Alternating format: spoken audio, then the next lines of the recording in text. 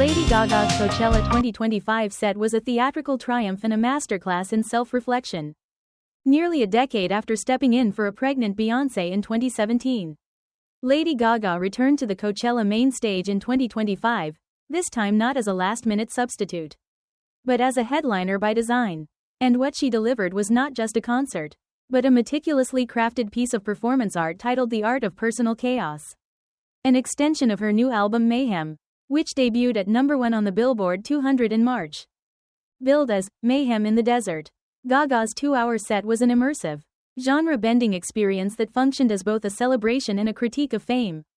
Structured in 5 acts, the show took the audience on a theatrical journey through Gaga's artistic evolution.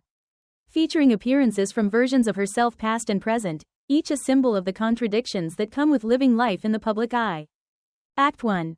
Velvet and Vice opened with Gaga donning a black bob wig, launching into Bloody Mary, a deep cut from 2011's Born This Way. The staging immediately signaled that this performance would blur timelines and identities. She weaved together new tracks like Abracadabra and Garden of Eden with classics like Judas and Poker Face. The latter dramatized through a surreal chess match, Gaga vs. Gaga, that set the tone for a show rooted in introspection and duality. The transition into Act 2, And She Fell Into a Gothic Dream, marked a shift in tone. A slain, blonde Gaga, representing her earlier fame-obsessed persona, was buried among skeletons, only to stir back to life alongside other corpses of her past selves. Here, Gaga performed Perfect Celebrity, Disease, and a haunting stripped-down version of Paparazzi. The emotional core of the show crystallized as Gaga, in character, asked fans, "Sometimes I feel like I went into a dream when I was 20 years old, and I didn't know if I wanted to wake up. Because what if you weren't there?"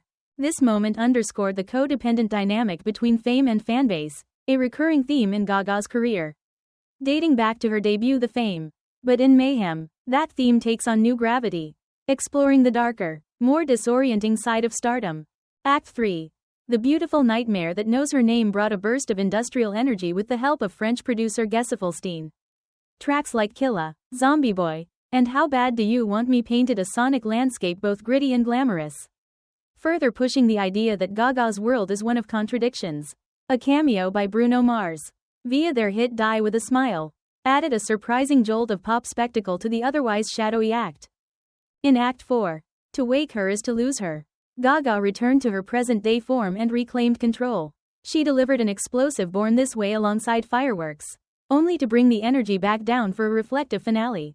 Alone at a piano, she performed Shallow and Vanish Into You, the latter becoming a literal moment of connection as she walked the runway, holding hands with fans and singing face to face, until she suddenly vanished. After several minutes of darkness and silence, Gaga re-emerged for Act 5, finale, Eternal Aria of the Monster Heart, capping the night with an epic performance of Bad Romance.